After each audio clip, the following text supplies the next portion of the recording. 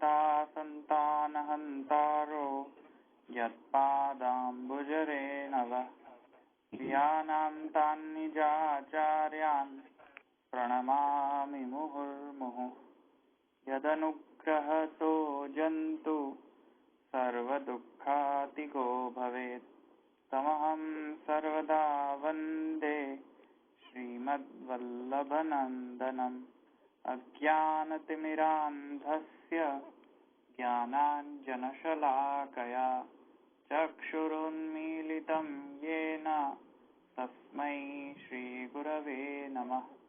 नमामि हृदये शेषे लीलाक्षिराब्धिशायिनम् लक्ष्मीसहस्रलीलाभिः सेव्यमानं कलानिधिम् चतुर्भिश्च त्रिभिस्तथा षड्भिर्विराजते योऽसौ पञ्चधारदये मम। કે આપણે કાલે થોડા પૂર્વ પક્ષ જોઈ લીધા હતા, રાઈટ? અને પછી મને લાગે તમને વધારે ટાઈમ જોઈએ છે એક વીક નો, એટલે તમે લઈ લેજો એક વીક નો ટાઈમ. પછી તમે ધોલભાઈ આપણે પેલા ક્લિયર કરી લઈએ કે આપણે કયા પોઈન્ટ પર વિચાર કરવાનો છે. અમારે એ પોઈન્ટ પર વિચાર કરવાનો છે કે ઇન્દ્રએ જે વાક્યનું જે ઉચ્ચારણ કર્યું ઉપદેશ રૂપે, એ અમારે એ ક્લિયર કરવાનું છે કે તે બ્રહ્મના આવેશથી અને આ પ્રકરણમાં અધ્યાત્મ સંબંધ છે, એ બી અમારે પ્રૂવ કરવાનું છે. બરાબર? એવો જ પ્રશ્ન છે ને તમારો? હા, એટલે મુદ્દામાં તો એ વાત રહેલી છે કે તેમાં જે અહંકારનો ઉપયોગ કર્યો છે, ત્યાં જે અહમને રિફર કર્યો છે, ત્યાં તે અહમ એક કયો પ્રકારનો અહમને રિફર કર્યો છે? બ્રહ્માત્મક અહંકાર કે સંકર્ષણાત્મક અહંકાર? કયા પ્રકારનો અહંકાર ત્યાં રિફર કર્યો છે? અને જે તે રિફર કર્યો એનું ડિસિઝન લાવવું કેવી રીતે કે અહીંયા આ પ્રકારનો અહંકાર ઉપયોગ કર્યો છે? દાખલા તરીકે આપણે બ્રહ્માત્મક અહંકારનો ઉપયોગ કર્યો છે એવું કેવું હોય તો આપણે પછી એને આ બધું પ્રૂવ કરવું પડે કે એમાં બ્રહ્મનો આવેશ હતો ને, કારણ કે બ્રહ્માત્મક અહંકાર એટલે જેમ કે મૂળ બ્રહ્મનું. બરાબર ને? હા, જે અહંકાર આપી રહ્યો છે, પ્રદાન કરી રહ્યો છે, તે એને બ્રહ્માત્મક અહંકાર કહેવાય. હા, એટલે આપણે દાખલા તરીકે લઈએ કે અહીંયા આપણને બ્રહ્માત્મક અહંકાર દેખાય છે, બરાબર? તો એટલે બ્રહ્મનો અહંકાર છે, એટલે અમારે એ પ્રૂવ કરી આપવાનું કે બ્રહ્માત્મક અહંકાર કઈ રીતે. તો એનામાં બ્રહ્માત્મક અહંકાર એ રીતે કે એમાં બ્રહ્મનો આવેશ આવ્યો છે, અને આ પ્રકરણ એમ કે અધ્યાત્મ, આ પ્રકરણનો અધ્યાત્મ સંબંધ છે, એવું જ કરવાનું રહે ને. કેવી રીતે થાય એ તમારે સમજવાનું. હા, એ જ હમણાં આપણે વાત ના થઈ કે આવેશ શું, આવેશ એટલે શું ને આવેશ આવ્યો કેવી રીતે, કેમ આવેશ આવ્યો એ અમારે સમજવાનું. બરાબર ને? આવ્યો કેવી લક્ષણથી અને શા માટેનો પ્રોબ્લેમ નથી. આવેશ બ્રહ્મનો છે કે નહીં એનું ડિસિઝન લાવવું કેવી રીતે. એટલે 2-3 પોઈન્ટ મળ્યા છે, પણ આપણે પછી યુક્ત થયા ઇન્દ્ર કે સાથી ઇન્દ્રને આવેશ યુક્ત થવાની જરૂર પડે? નહીં, સાથી જરૂર નથી. એ પ્રશ્ન એટલો ઇમ્પોર્ટન્ટ નથી સાથી. પણ જે ઉપદેશ ઇન્દ્ર આપી રહ્યો છે તેમાં બ્રહ્મનો આવેશથી એ ઉપદેશ આપી રહ્યો છે, બ્રહ્મ જ્ઞાનના આવેશથી. એ આવેશથી આપી રહ્યો છે કે બીજેથી આપી રહ્યો છે, જુદા પ્રકારથી? એનું ડિસિઝન કેવી રીતે કરવું, એની જે ક્રાઇટેરિયા છે, એનો ડિસાઇડિંગ ક્રાઇટેરિયા કે હા આવા શબ્દો કે આવા પ્રકાર મળે તો હા આમાં આપણે સમજી શકીએ છીએ કે તેણે બ્રહ્મ જ્ઞાનના આવેશમાં એને આ વાત કહી છે. એને પ્રજ્ઞાત્મા કહ્યું છે, એટલે પ્રજ્ઞાત્મા તો કોણ હોઈ શકે? બ્રહ્મ જ હોઈ શકે ને, ઇન્દ્ર પોતે થોડો હોઈ શકે. એટલે એ તમે પેલા મૂળમાં એકદમ ઝંપલાવતા પહેલા તમે બાવાના વચનામૃત પહેલા સાંભળો, પછી તમે આવીને સારી રીતે એક્સપ્લેન કરજો. મૂળમાં હમણાં વાંચ્યા તો ખરા પેલા બેન. શું વાંચ્યા? એટલાથી ના બધું નથી લીધું, થોડુંક લીધું અને પછી આ આપણા મૂળ ગ્રંથ ઉપર જ પછી ચર્ચા થઈ. ના એટલું નથી. આઈ વોન્ટ કે તમે 2008 કે 2009 અને 2011 બંનેમાં બાબાએ ચર્ચા કરેલી છે, એ પેલા તમે સમજો. એટલે જ મુદત માંગી. હા, એવી રીતે જંપલાવો નહીં તમે સીધું કે આમાં તો લખ્યું જ છે. એટલે અહંકાર સમજો. અહંકાર મેં અહીંયા કેમ રિફર કર્યો? કારણ કે જે કાંઈ પણ બોલાઈ રહ્યું છે તેમાં અહંકાર હોય તો જ બોલાય, નહીં તો એ બોલાય નહીં કોઈ પણ વાત. અને અહંકાર નો મતલબ અહીંયા પેલો મદ નથી. અહીંયા અહંકાર નો મતલબ છે કે કોઈ પણ એવું ઇન્સ્ટ્રુમેન્ટ જે આપણને પ્રોવાઈડ કર્યું છે જેના દ્વારા તમે કાંઈક કહી શકો છો, તમારા પોતાના જાતને રિફર કરી શકો છો, એ ઇન્સ્ટ્રુમેન્ટ. કારણ કે શુદ્ધ ચેતનામાં તો એ ઇન્સ્ટ્રુમેન્ટ હોતો જ નથી ને. તો તમને પોતાના જાતને રિફર કરવું હોય તો કયો ઇન્સ્ટ્રુમેન્ટ વાપરશો? અહમને વાપરશો. હવે એ અહમ જુદા જુદા લેયર્સમાં છે. એક અહમ જે છે એ સિસ્ટમ પ્રોવાઈડર છે, એક અહમ સિસ્ટમ ઓપરેટર છે, એક અહમ સિસ્ટમ છે, એક અહમ પાર્ટ ઓફ ધ સિસ્ટમ છે, એક અહમ માલ ફંક્શન છે, એક અહમ ફ્લક્ચ્યુએશન છે. તો ઇન્દ્ર જે છે એને કયો અહમ થી આ ઉપદેશ કર્યો? કોઈ મદના આવેશમાં આવીને ઉપદેશ કર્યો? માલ ફંક્શન વાળો અહમ છે કે ફ્લક્ચ્યુએટિંગ અહમ છે, અધ્યાસ છે એને કોઈક પ્રકારનો, કે બ્રહ્મનો અધ્યાસ થઈ ગયો એને? તો અથવા તો એને કયા પ્રકારનો અહમ છે એ અહીંયા ડિસાઈડ કેવી રીતે કરવું એ પ્રશ્ન. ધવલભાઈ, હું બતાવું. મેં બાવાનું જે હમણાં નથી સાંભળ્યું પણ પહેલા સાંભળ્યું છે ને, ત્યારે મને એવું એ મને થોડું યાદ છે. એના પરથી હું કહી શકું કે એમાં બાવા એ રીતે બતાવે છે ને આપણને કે અહંકાર બે પ્રકારના, સારો ને ખરાબ. તો ખરાબ અહંકાર જગત બાજુ પ્રેરિત કરે, સારો અહંકાર બ્રહ્મ બાજુ પ્રેરિત કરે. તો અહીંયા જે ઇન્દ્ર ને પ્રતર્દનનો સંવાદ છે તો એમાં પ્રતર્દનને એવું કે છે કે મને શ્રેષ્ઠતમ હિતતમ કહો. તો ઇન્દ્ર એમને એ રીતે કરે છે તે બ્રહ્મ બાજુ હોય.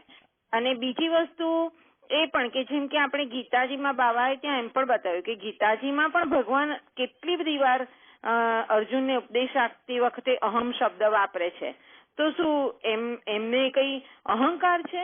પણ ના, ત્યાં આગળ જે અહમ શબ્દ છે ને તો એમાં અહંકાર આપણા બધાના અહંકાર એમાં ઇન્ક્લુડ છે. તો ત્યાં એમ કે જે અહમ છે એમાં તમ પણ આવી જાય છે. એટલે અહમમાં એકલા ભગવાન નથી રહેતા, ત્યાં બધા જગતમાં જે કઈ છે સર્વ કઈ તેમાં આવે છે. એટલે એ વખતે જે અહંકારથી બોલ્યા તે બ્રાહ્મિક અહંકાર. એવી રીતે અહીંયા ઇન્દ્ર જયારે બોલી રહ્યા છે કે ઉપદેશ આપી રહ્યા છે પ્રતર્દનને, તો ત્યાં પણ એ ઇન્દ્ર પોતાને સર્વરૂપથી, કારણ કે એનામાં બ્રાહ્મિક આવેશ છે એટલે સર્વરૂપથી જોઈ રહ્યો છે, પોતાને પ્રાણરૂપ છે તેમ કહી રહ્યો છે. જયારે ઉપદેશ આપતી વખતે ત્યારે ઇન્દ્રમાં બ્રહ્મનો જ આવેશ છે અને તે આવેશ ખાલી સમય પૂરતો જ છે. એટલે એનું એમ કે શાસ્ત્રમાં પણ વર્ણન નથી, એ જે આપણને સિદ્ધાંત પક્ષ અરજી પૂર્વ પક્ષને એમાં બતાવી રહ્યા છે. તો એટલે એમાં સર્વદા આવેશ નથી, એટલે એનું વર્ણન પણ શાસ્ત્રમાં નથી. એ રીતે વિચારી શકાય આવું? હા, યુ આર રાઈટ. વિચારી શકાય. તમે વધુ હજુ કરો, તમે વાંચો, બધાને લેટ ધેમ રીડ. અને એટલે વધારે ડિટેલ તો આખી સીડી સાંભળવી પડશે. હવે યાદ નથી કેટલી લોંગ છે, પણ આ પહેલાનું જે સાંભળેલું હતું એ થોડું યાદ હતું. આવું 3 કલાક જેવી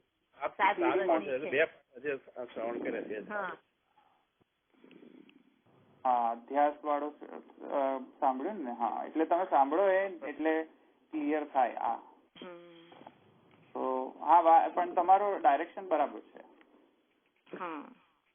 તો ઓકે, આગળ આપણે જે તો તમે કરી લેજો તમે, અને પછી આપણે નેક્સ્ટ વીકમાં આપણે વધુ ચર્ચા કરીશું.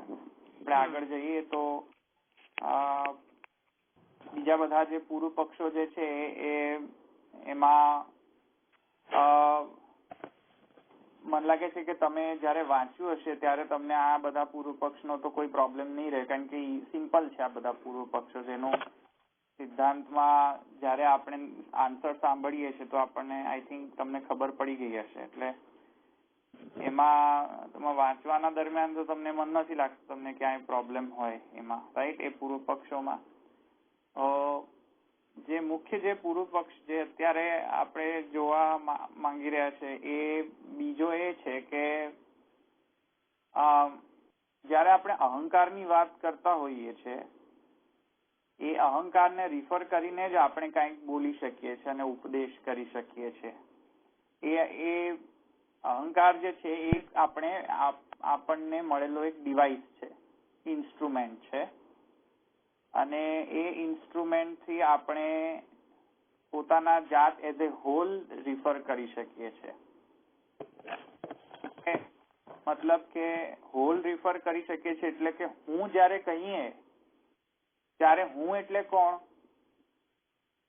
તમારી ઇન્દ્રિયો, તમારી શરીર, તમારો ચેતના, એ તમારો અંતઃકરણ. હું એટલે કોણ? આવ્યું ને સમજમાં? તો બધાને રિફર કરવા માટે કે હું એટલે કે એવરીથિંગ જે ચેતના સાથે સંકળાયેલી જેટલી પણ છે તમને પ્રાપ્ત, એ બધાને એક ડિવાઇસ તરીકે રિફર કરવું હોય તો અહમથી રિફર કરતા હોઈએ છીએ આપણે. આવ્યું સમજમાં? તો અહમ જે છે એક પ્રકારનો ડિવાઇસ છે આપણી પાસે મળેલો એક, અને એ ન હોય તો આપણે કોઈને રિફર ન કરી શકીએ, પોતાના જાતને રિફર ન કરી શકીએ. આવે ને સમજમાં? તો એટલે એક મિનિટ ધવલભાઈ, એટલે અહમ એટલે અહીંયા અહંકાર એટલે સેલ્ફ અવેરનેસ થશે? હા, સેલ્ફ અવેરનેસ, રાઈટ. અને એ આપણા બધા ઇન્સ્ટ્રુમેન્ટ એટલે આપણી બોડી એટલે બધાની સાથે જોઈન્ટ કરે છે આખું? જોઈન્ટ, હા, બધાની સંકળાયેલો હોય તો જ આપણે એને રિફર કરી શકીએ. તો એવી રીતે ચેતના એકલી જે છે એ રિફર નથી કરી શકતી કે હું એમ નથી કરી શકતી ચેતના. સમજમાં આવ્યું ને? કારણ કે ચેતનામાં એ અહમ જ નથી હોતો, એ તત્વ હોતો જ નથી ચેતનામાં, શુદ્ધ ચેતનામાં. કેમ કે શુદ્ધ ચેતનાની અંદર એ ડિવાઇસ અવેલેબલ નથી હોતો, કેમ કે શુદ્ધ ચેતનાનો એક જ ધર્મ હોય છે, તટસ્થ અનુભૂતિ, બસ, નથિંગ એલ્સ. જ્યારે એવું છે એમાં પ્રથમ અવિદ્યાનું સુપર ઇમ્પોઝિશન થાય છે ચેતના ઉપર, પણ પ્રકૃતિનો સંબંધ થાય ત્યાર પછી અહંકાર આવે ને? હા, એટલે લેટ મી કમ્પ્લીટ. તો શુદ્ધ ચેતના તો તટસ્થાનુભૂતિ જ કરતી હોય છે, એને પોતાના જાતને રિફર કરવા માટે કાંઈ પણ અવેલેબલ નથી હોતું. અને પછી જયારે પ્રકૃતિમાંનો એ તત્વ જે અહમ તત્વ જે છે એ જયારે આના સાથે જોડાય છે, એ પેલા જે સિસ્ટમ પ્રોવાઈડર માંથી બ્રહ્માત્મક અહમ અને પછી જે પેલો ઓપરેટિંગ સિસ્ટમ થયા જે અંતઃકરણાત્મક જે અહંકાર છે તે જયારે સુપર ઇમ્પોઝ થાય છે એ ચેતના ઉપર, અને ઇટ બીકમ્સ અધ્યાસાત્મક, કારણ કે સુપર ઇમ્પોઝિશન ઇઝ ઇક્વલ ટુ અધ્યાસ. તો જયારે એવું થાય છે ત્યારે આપણે બધું રિફર કરી શકીએ છીએ. તો રિફર કરવામાં, પોતાના જાતને રિફર કરવા માટે એ અહમની જરૂર પડતી હોય છે. નહીં તો શું છે કે ચેતના, શુદ્ધ ચેતનામાં આ પોસિબિલિટી હોતી નથી કે એ પોતાના જાતને રિફર કરી શકે. તો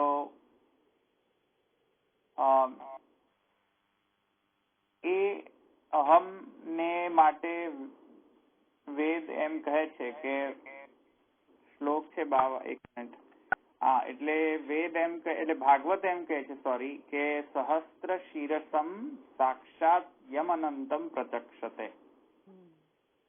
તો એમાં એ અહીંયા રિફર કરવાનું બહુ જરૂરી છે કે સહસ્ત્ર શિરસમ સાક્ષાત યમનંતમ પ્રચક્ષતે સંકર્ષણાખ્યમ પુરુષમ ભૂતેન્દ્રિય મનોમયમ.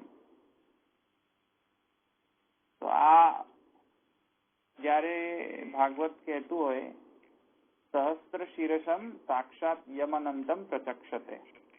ધવલભાઈ આ શ્લોક ક્યાં આવે છે ભગવદગીતામાં? એ નથી ખબર, મને રેફરન્સ નથી ખબર, શોધીશ પછી. જે આપણને કહ્યું છે આમાં. હા, સાધન પ્રકરણમાં. અને તમે જે કહ્યું એ સુપરફિશિયલ ને આખો જે ચાર્ટ જ આપ્યો તો જે એમાં એ જ ને? સાયકોલોજી નું સમજાવ્યું છે. 2009 સાધન પ્રકરણમાં ચાર્ટ છે આખો. તો એ તમે રિફર કરજો. એ 2009 એટલે જ હું તમને કહ્યું છું કે તમે આ વીકમાં એ રિફર કરી લેજો એટલે તમને આ સમજમાં આવે આ અધિકરણ.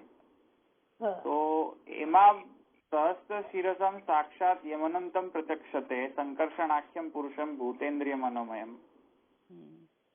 તો એમાં આપણને એ સમજવાનું છે કે જે અહંકાર જે છે એ પહેલામાં પહેલો અનુભૂત બ્રહ્મને ફર્સ્ટ ટાઈમ બ્રહ્મને જે અનુભૂતિ થઈ તે અહમની અનુભૂતિ થઈ. ફર્સ્ટ ટાઈમ બિફોર સૃષ્ટિ રચના. પ્રાઇમોડિયલ અહંકાર.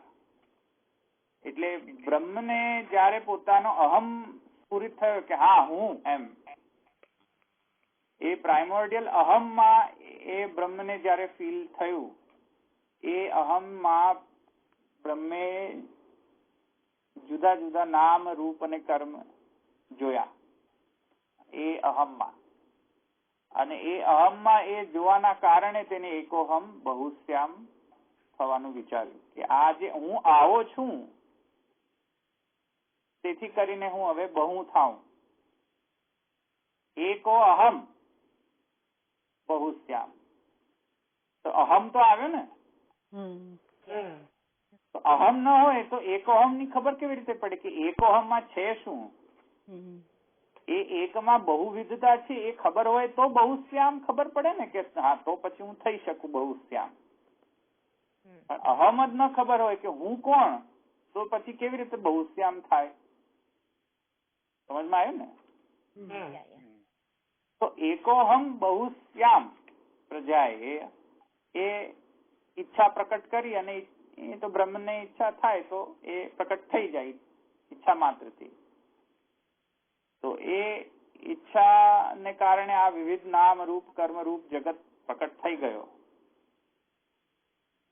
અને એ અહંકારને આપણે રિફર કરીએ છીએ સંકર્ષણાત્મક, કેમ કે સંકર્ષણ પણ અનંત છે.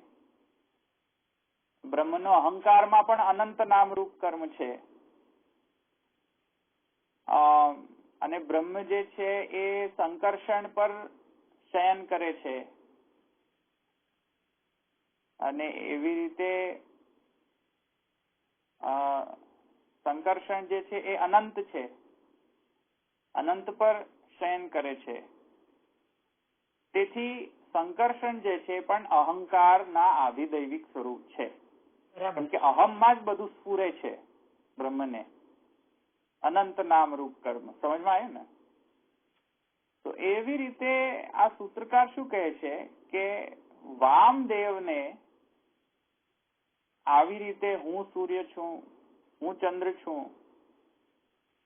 હું સર્વર કાંઈ છું એવો બ્રાહ્મિક અહંકાર અનુભૂત થયો. જેવી રીતે પેલા બ્રહ્મને થયો ને બ્રાહ્મિક અહંકાર. અહમમાં ઘણું બધું છે.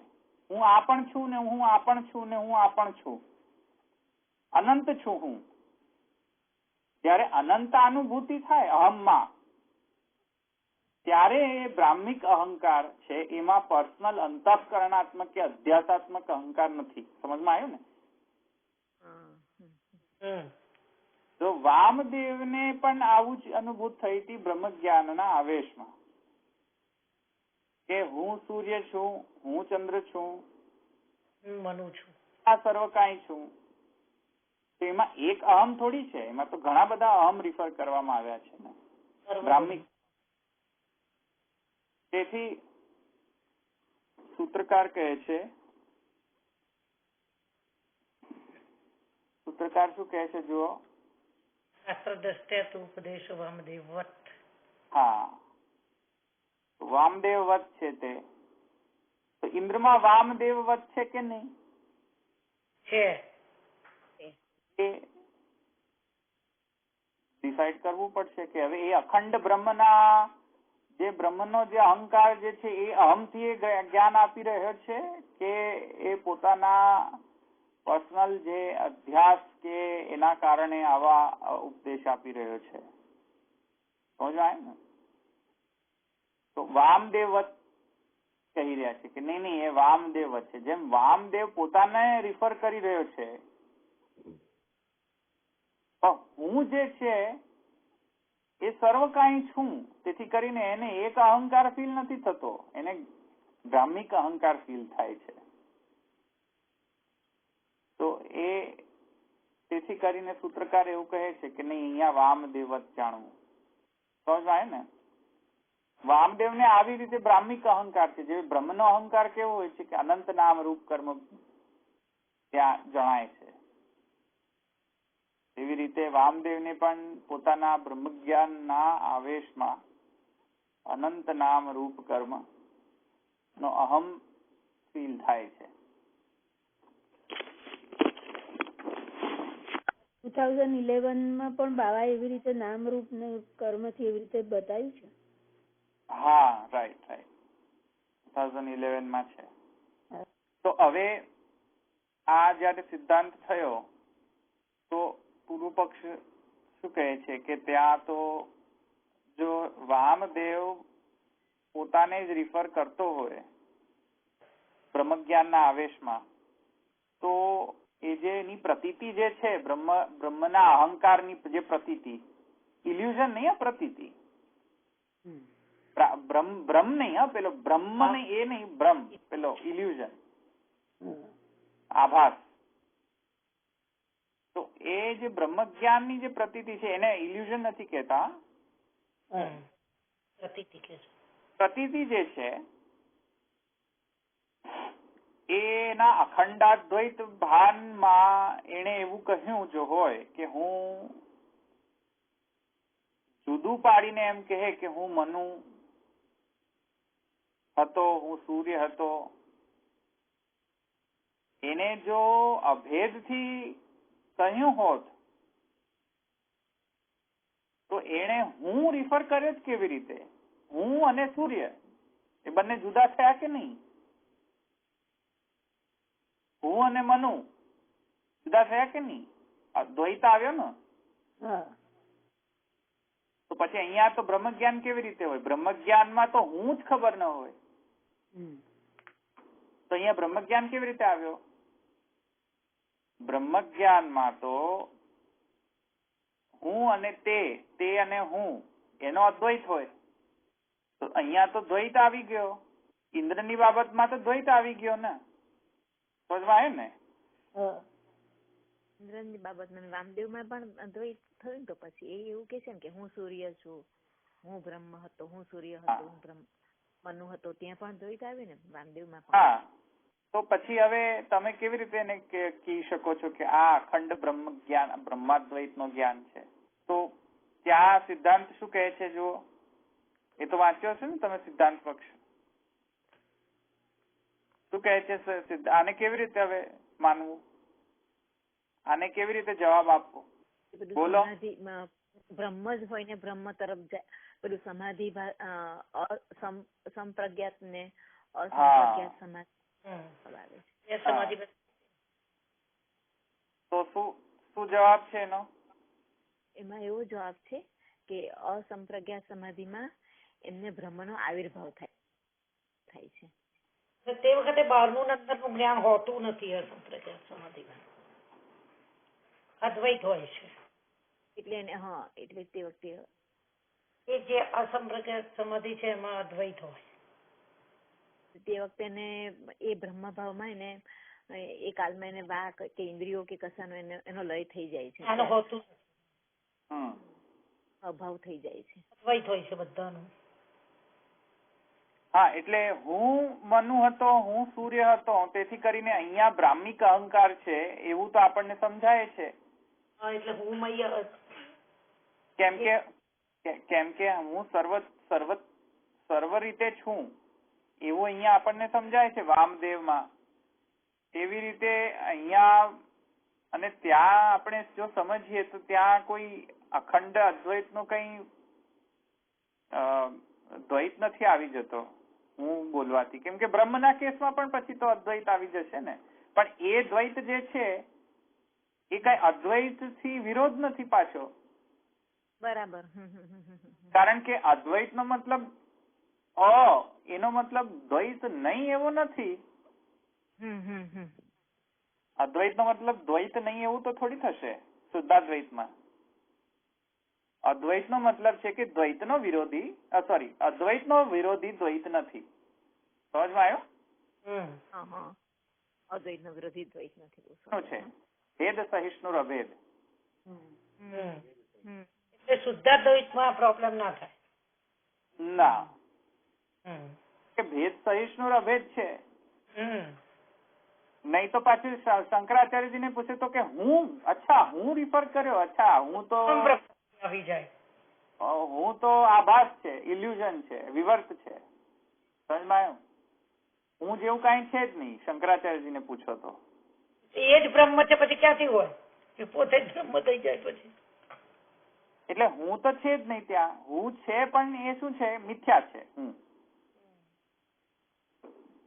સમજમાં આવ્યું?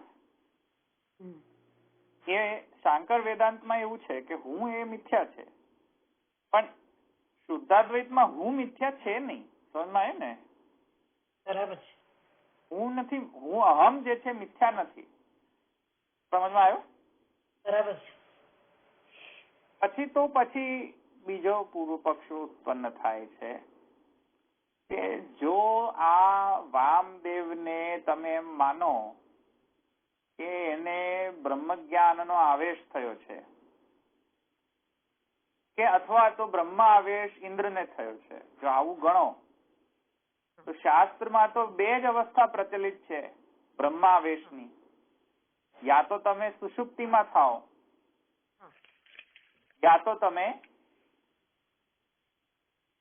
મોક્ષાવસ્થામાં હો. તો શું બ્રહ્મના ધર્મોનો આવિર્ભાવ થાય, કે બ્રહ્મનો અહમ તમને ફીલ થાય. તમે અને બ્રહ્મ જુદા હો તો બ્રહ્મનો અહમ જે છે એ કેવી રીતે ફીલ થાય? જો સુષુપ્તિમાં, શાસ્ત્ર એમ કે છે કે સુષુપ્તિમાં સ્વાપ્યાયાત, આપણે સ્વાપ્યાયાત જોયું હતું ને સૂત્ર, સ્વપીતિ સ્વાપ્યાયાત, સ્વાપ્યાયાત સૂત્ર જોયું હતું ને આપણે? સ્વાપ્યાયાતમાં મેં શું સમજાવ્યું હતું કે ચોર ચોર નથી રહેતો અને ગધેડો ગધેડો નથી રહેતો સુષુપ્તિ અવસ્થામાં. અરે અહમ જે છે એ બ્રહ્મ, એ અહમ મટી જાય છે અને બ્રહ્મરૂપ થઈ જતો હોય છે. સમજમાં આવ્યું ને? એનો અહમ બ્રાહ્મિક અહંકાર એમાં લય થઈ જાય. તો એવી રીતે સુષુપ્તિમાં તો સમજમાં આવે છે કે બ્રહ્મના ધર્મનો આવેશ હશે. પોતાનો અહમથી નથી બોલી રહ્યો, એ બ્રાહ્મિક અહંકારથી બોલી રહ્યો છે. સમજાય ને? એમાં શું છે કે પોતાનો અહમ ફીલ જ નથી થતો એને. એટલે હું સૂતો હોઉં ને તમે સૂતા હોય તો તમને એવું ના લાગે કે હું સૂતો છું એમ. સમજમાં આવ્યું ને? અને ગધેડો સૂતો હોય તો ગધેડાને એવું ના લાગે કે ગધેડો સૂતો છે. અત્યારે હું એઝ એ ગધેડો સૂઈ રહ્યો છું.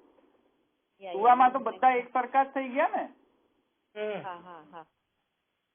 જયારે સુષુપ્તિ હોય ત્યારે એ જે સ્ટેજ જે છે એમાં તો બધા બ્રહ્મ પ્રાપ્ત થઈ ગયા, બધા બ્રહ્મ થઈ ગયા. એવી રીતે સુષુપ્તિમાં તો સમજાય છે કે બધા બ્રહ્મ થઈ ગયા, અને મોક્ષ લય અવસ્થામાં પણ આપણને સમજાય છે કે બધા બ્રહ્મ થઈ ગયા, કેમ કે ત્યાં દ્વૈત છે નહીં. બરાબર છે. પણ આ પૂર્વ પક્ષી છે. તો પૂર્વ પક્ષી કે છે પણ અહીંયા તો એ બે માંથી એકે દશા નથી, ઇન્દ્રની કે વામદેવની. નહીં ઇન્દ્ર સુષુપ્તિમાં કે નહીં વામદેવ સુષુપ્તિમાં, નહીં ઇન્દ્ર કે વામદેવ બંનેની મોક્ષાવસ્થા. લયાવસ્થા.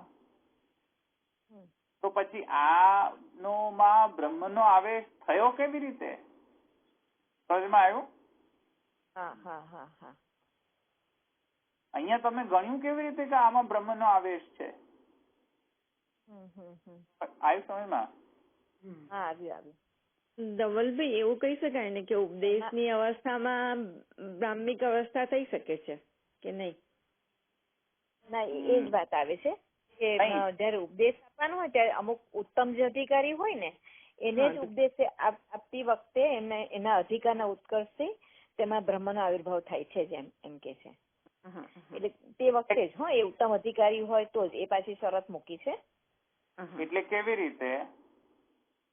કે એટલે એ ઉત્તમ અધિકારીમાં આપણે ઇન્દ્રના પક્ષમાં એવી રીતે સમજવાનું હતું કે ઇન્દ્રમાં તો ક્રિયાશક્તિ તો છે જ,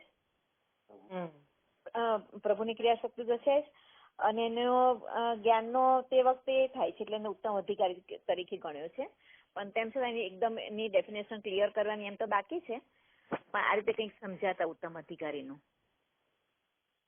એટલે તે વખતે એ અધિકારના ઉત્કર્ષથી તેનામાં બ્રહ્મનો આવિર્ભાવ થયો હતો અને એને આ રીતે ઉપદેશ કર્યો. એટલે આનો મતલબ જો કે બાવાએ મને એક્સપ્લેન કર્યું હતું, કારણ કે મને આ સમજમાં નતું આવતું, એટલે એ પણ તમે સમજી લો કે એવું સરસ એક્ઝામ્પલ બાવાએ આપ્યો હતો. આઈ થિંક 1 મિનિટ, હું બાવાના વચનામૃત જ સ્ટાર્ટ કરી દઉં તો you will be able to. તમે મૂક્યા હતા, અમને બહુ આનંદ આવ્યો હતો. હા ધવલભાઈ, આવી રીતે એવું હોય ને તો તમે આવી રીતે અણુભાષ્ય પર શેર કરજો. બહુ જ અમને એમથી કેટલો ખુલાસો થયો તે દિવસ કુંભનદાસમાં મૂક્યો હતો ને. તે રીતે મોક્ષ દશા અને સુષુપ્તિમાં જ કેવલ બ્રહ્મભાવ નથી થતો, પણ એડિશનલી આ ક્રાઇટેરિયામાં પણ બ્રહ્મભાવ પોસિબલ છે એવું સિદ્ધાંતી કહેવા માંગે છે. આ લાઈન મને સમજમાં નથી આવતી કે ઉત્તમાધિકારી જો ઉપદેશ કરતા હોય તો અધિકારીના ઉત્કર્ષથી તેમનામાં બ્રહ્મનો આવિર્ભાવ કેવી રીતે થાય છે? આ પ્રશ્ન છે. એક વાત બતાવું. હા. કે આપણને કોઈ બીમારી છે કે નહીં? ઘણી વખતે આપણને કોઈ સાધારણ સિમ્ટમને કારણે એમ લાગતું હોય કે કોઈ બહુ ગહેરી બીમારી છે આપણને. મારી પાસે જ, મારી સાથે જ છે પ્રોબ્લેમ અત્યારે. હા, આપે એ જ વાત ખબર નહીં, અત્યારે મારી પાસે જ થઈ રહ્યું છે. Yes, so I can very well understand. તો હવે બીજા ફેમિલીના 10 માણસો આપણને જણાવે કે ના તમને વહેમ છે, બીમારી નથી, હા, તો આપણને સ્વાસ્થ્યનું ભાન ના થાય. પણ જે ડોક્ટર સારો અને જેના સારા ડોક્ટર હોવાનો આપણને શ્રદ્ધા હોય, તે આપણને કહી દે તો તરત પેલો વહેમ દૂર થઈ જાય. હા, બરાબર છે. અને જે સિમ્ટમ હોય આપણી બીમારીની, તેની સાથે આપણને સ્વસ્થ હોવાનું પણ ભાન થવા માંડે કે ન થવા માંડે? યસ. એટલે કે આપણે બ્રહ્મ છીએ જ, પણ સ્વભાવથી આપણે દુષ્ટ થઈ ગયા છે. બ્રહ્મનું ભાન આપણા સ્વભાવમાં નથી થતું. પણ જો કોઈ સારો એવા ફોર્સથી આપણને પોતાનો મેસેજ કન્વે કરી શકે કે ના, તારો સ્વભાવ ભલે દુષ્ટ હોય પણ છે અંતે તું બ્રહ્મ, તો બ્રહ્મભાન થવા માંડે. અને જે સ્વભાવ છે એટલો નશીવો છે, એનો એક ઉપનિષદે ઉદાહરણ આપે છે કે સુઈ જાય માણસ તે વખતે સંત નથી રહી જતો, છોડ નથી રહી જતો, વાઘ નથી રહી જતો અને બકરી નથી રહી જતી, બધા એકરૂપ થઈ જતા હોય છે. પોતાની બધી વિવિધતા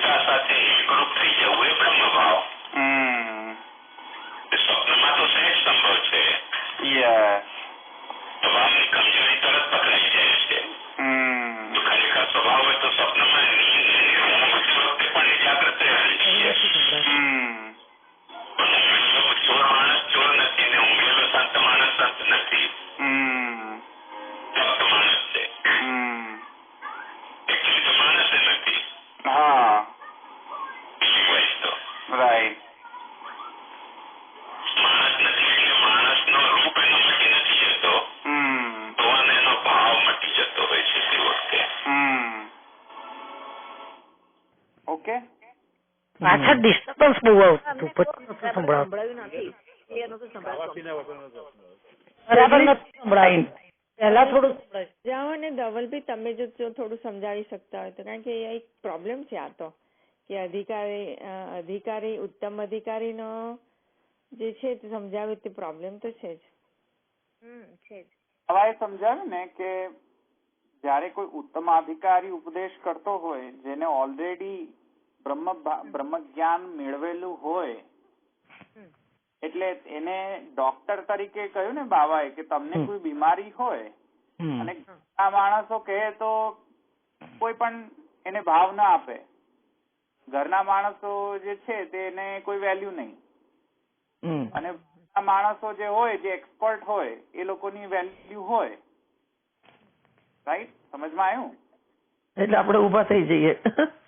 નહીં, એટલે જે તે એક્સપર્ટીઝ હોય, જેની ઉત્તમ અધિકારી હોય, જે એરિયામાં ઉત્તમ અધિકારી હોય, કે બ્રહ્મ જ્ઞાન નો ઉત્તમ અધિકારી કોઈક હોય જેને બ્રહ્મ જ્ઞાન ઓલરેડી મેળવેલું હોય, એ જયારે ઉપદેશ કરતો હોય તો આપણે ભલી ભાંતિ આપણે એના અધિકારના ઉત્કર્ષથી આપણે એને બ્રહ્મનો આવેશ છે તેનામાં એવું સમજી જતા હોઈએ છીએ.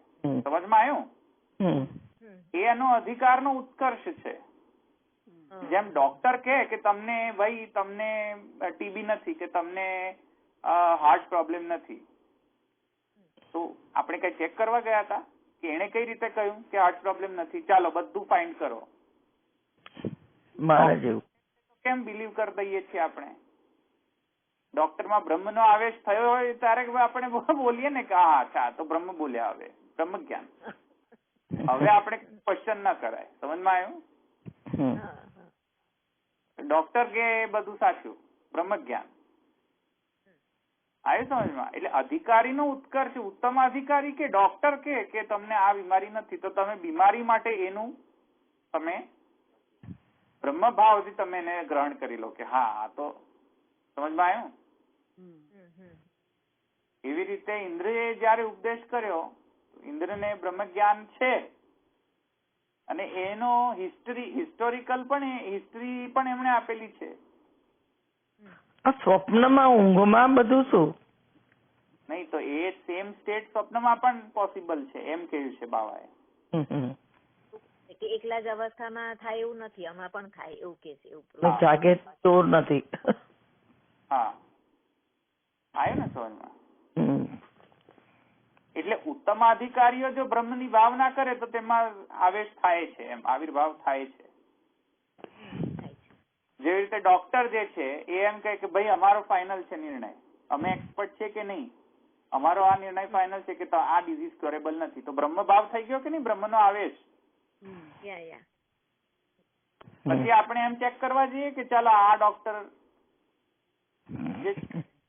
એ ફગાવો હવે આને, હવે આપણે એને ચેક કરો કે આ ડોક્ટર સાચું બોલે છે કે ખરા. ભાઈ કેવી રીતે ચેક કરવું? એ તો ઉત્તમ અધિકાર છે. સમજમાં આવ્યું ને? એ તો ઉત્તમ અધિકારી છે, તો ઉત્તમ અધિકારી જયારે ઉપદેશ કરતો હોય તો એને તો એઝ એ બ્રહ્મ જ ગ્રહણ કરી લેવું જોઈએ. આવ્યું ને? એટલે સિદ્ધાંતિ એમ કહે છે કે નહીં, સુષુપ્તિ અને મોક્ષાવસ્થામાં જ બ્રહ્મનો આવિર્ભાવ થાય છે એવું જરૂરી નથી. ઉત્તમ અધિકારી પણ જો ઉપદેશ કરતો હોય તો એના ઉત્તમ અધિકારીના ઉત્કર્ષના કારણે પણ બ્રહ્મનો આવિર્ભાવ તેમાં થાય છે. એ જો બ્રહ્મની ભાવના કરીને બોલતો હોય, કેમ કે તે ઉત્તમ અધિકારી છે, એક્સપર્ટ છે એના એરિયામાં. સમજમાં આવ્યું? તો ધેટ ઇઝ વાય બ્રહ્મનો આવિર્ભાવ, બ્રહ્મના ધર્મ એનામાં આવિર્ભાવ થયો છે એવું આપણે કહી શકીએ છીએ ત્યારે થાય છે. આવ્યું ને સમજમાં? પણ જો મધ્યમ અધિકારી કે કનિષ્ઠ અધિકારી જો કહેતો હોય તો એના કેસમાં આ સ્ટેટમેન્ટ ટ્રુ નથી થતું. એ કોઈ પણ જાતના આઈ ડોન્ટ નો, કોઈ પણ જાતના એના મદમાશ્ચર્ય કે મોહ કે કામના કારણે તે બોલી શકતો હોય છે, હુ નોઝ. અને ઇન્દ્ર જે છે તે ઉત્તમ અધિકારી છે, એ એમણે સિદ્ધ કરેલું છે ભાગવતમાંથી. તો એનો એક્ઝામ્પલ તો સિદ્ધાંતી આપી ચુક્યા છે ને, એ રીતે અહીંયા કહેવા માંગે છે. સમજમાં આવ્યું? એટલે ધવલભાઈ એનો અર્થ એવો થયો ને કે ઉત્તમ અધિકારી એને કહેવાય કે જેને બ્રહ્મ જ્ઞાન છે અહીં આ કેસમાં. યસ. ઓકે. અને એમ તો પેલા એક કારિકામાં આવે છે કે બ્રહ્મ જ્ઞાન સહિત, એમ કે સૌરણીમાં કઈ આવે છે કે બ્રહ્મ જ્ઞાન સહિત જે નિષ્કામ કર્મ કરે છે ને એ ઉત્તમ અધિકારીના એના અધિકારમાં આવે છે. ઉત્તમ અધિકારીના લક્ષણમાં બતાવ્યું છે. હા, મુક્તિનો. હા, ના મુક્તિ યજ્ઞમાં બતાવ્યું છે ઉત્તમ અધિકારી. તો આ સમજમાં આવ્યું ને તમને? કે એટલે સિદ્ધાંતિ એમ કહે છે કે નહીં એ કઈક બે સ્ટેટમાં આવું પોસિબલ છે એવું જરૂરી નથી એમ. બીજો પણ એક ક્રાઇટેરિયા છે કે જેમાં બ્રહ્મના ધર્મોનો આવેશ થાય છે. સમજમાં આવ્યું ને? તો આ એ પૂર્વ પક્ષનો જવાબ સિદ્ધાંતિ આવી રીતે આપ્યો. તો અહીંયા પૂર્વ પક્ષી જે છે એ વળી પાછું બીજો એક પૂર્વ પક્ષી રજૂ કરે છે. આઈ થિંક એ તમે પણ ડિસ્કસ કરી ચુક્યા છો. અને એ પૂર્વ પક્ષી એમ કહે છે કે જો બ્રહ્મ ભાવ હોય તો મુક્ત કેમ નથી થઈ જતો? તે આવ્યું ને સમજમાં? આવ્યું છે. તો પછી સિદ્ધાંતિ કહે છે કે જો બ્રહ્મ ભાવ હોય તો મુક્ત જ હોય, થઈ જાય, એટલે લય જ થઈ જાય, એવું કોણે કહ્યું? પછી અમે જીવન મુક્ત અને વિદેહ મુક્ત સમજ્યા હતા, સાચું હતું? હા, એટલે એમાં પછી અસંપ્રજ્ઞાત સમાધિ અને સંપ્રજ્ઞાત સમાધિ જે છે એનો ડિફરન્સ ત્યાં સિદ્ધાંતિ સમજાવે છે કે નહીં, યોગ વિદ્યામાં બે પ્રકારની સમાધિ હોય છે. તેમાં એક જે સમાધિ છે એ અસંપ્રજ્ઞાત સમાધિ છે, જેમાં જ્ઞાતા, જ્ઞેય અને જ્ઞાન ત્રણેયનો ડિફરન્સ નથી રહેતો, તેને અસંપ્રજ્ઞાત સમાધિ કહેવાય છે. એ અવસ્થામાં જેવી રીતે અસંપ્રજ્ઞાત સમાધિમાં એનો લય નથી થતો પણ છતાં પણ તે અદ્વૈત રહે છે, એવી રીતે કેમ ન થઈ શકે બ્રહ્મભાવ? આવ્યું ને સમજમાં? બ્રહ્મભાવ, દરેક બ્રહ્મભાવની સ્થિતિમાં મુક્તિ જ થઈ જાય એવું જરૂરી નથી. સમજમાં આવ્યું ને? તો અસંપ્રજ્ઞાત સમાધિ જે છે તેમાં આવું પોસિબલ છે, એ અહીંયા કહી રહ્યા છે. સમજ ને? અસંપ્રજ્ઞાત સમાધિ તો સમજમાં આવ્યું ને?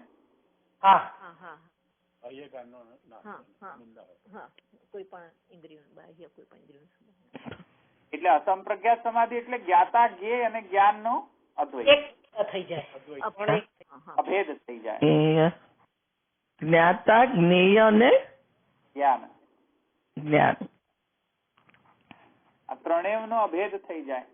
અભેદ એને અસંપ્રજ્ઞાત સમાધિ, એ અવસ્થા જે છે યોગની એને અસંપ્રજ્ઞાત સમાધિ કહેવાય. તો ત્યાં જેમ અસંપ્રજ્ઞાત સમાધિમાં થવા છતાં પણ, બ્રહ્મભાવ થવા છતાં પણ જેવી રીતે મુક્ત નથી થઈ જતો, તે એ છે તો જીવ તરીકે જ ને જાય છે એના. તેથી કરીને ચાલો હવે એકવાર સમાધિ લગાવી તો અચ્યુતમ કેશવમ, એવું નથી ને? બ્રહ્મભાવ પોસિબલ છે, જીવન મુક્ત પોસિબલ છે. જીવન મુક્ત છે કે બ્રહ્મભાવ વાળા છે, મુક્ત થઈ જતો નથી એટલે બ્રહ્મભાવ નથી થતો. તો ધવલભાઈ અહીંયા તો એવું લખેલું છે ને કે મુક્ત તથા મોક્ષ દશામાં બ્રહ્મભાવ નથી રહેતો. તો એ જીવન મુક્ત અને આ મુક્ત એ બેમાં ફેર? જીવન મુક્ત એટલે શું છે કે તે જીવાવસ્થામાં હોય પણ તેને આ જે અસંપ્રજ્ઞાત સમાધિવત એને એ સ્ટેટ થતી હોય છે. એને જીવાવસ્થા તો હોય છે તેની, એને શરીર, ઇન્દ્રિયો વગેરે બધું કઈ હોય છે તેનો. પણ જીવન મુક્તમાં મુક્ત એટલા માટે હોય છે કે તે જેવી રીતે દ્વાસુપર્ણા સયુજા સખાયામ સમાનમ વૃક્ષમ પરિશસ્વ જાતે એ છે ને, એમાં જે બીજો જે પક્ષી જે છે આપણે પરિયામી રૂપ પક્ષી સુપર્ણા, તો એવી રીતે જીવ પણ એવો થઈ જતો હોય છે. જીવ પછી શું છે, પેલો ફલભોગ નથી કરતો.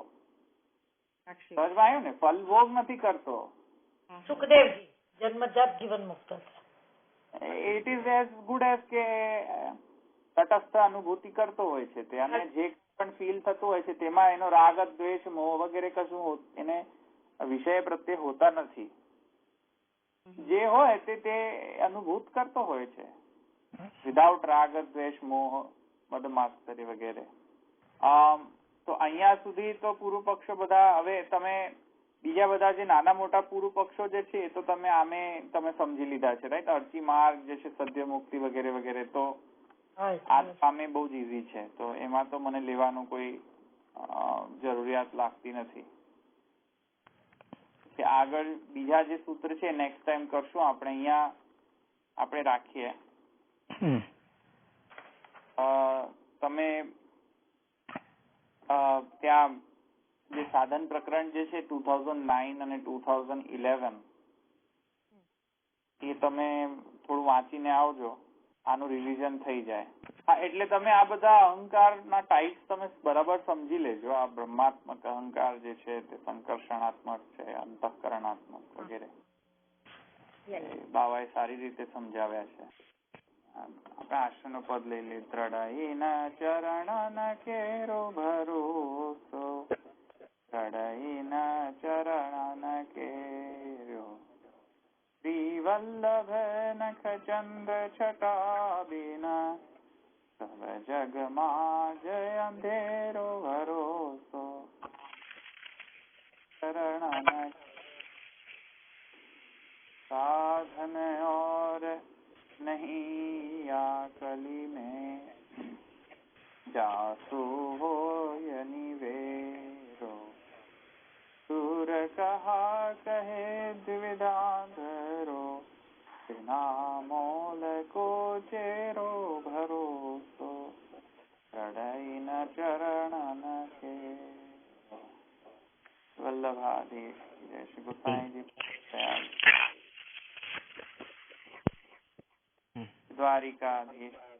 જય શ્રી કૃષ્ણ. જય શ્રી કૃષ્ણ.